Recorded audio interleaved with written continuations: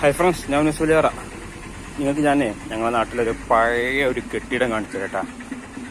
പഴയത് പറഞ്ഞാൽ നല്ല വർക്കം, 100 വർഷത്തിലേറൊക്കെ പഴക്കമുണ്ടാവും.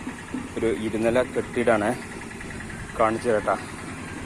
ഇവിടെ പടിക്കപ്പാറ എന്ന സ്ഥലത്ത് മെയിൻ റോഡിൽ തന്നെയാണ് ആ കെട്ടിടമുള്ളത്. ഇതാ കണ്ടോളൂ, ഇതാണ് നമ്മളെ പടിക്കപ്പാറ. അവിടെയുള്ള ഒരു പഴയ കെട്ടിയാണിത്.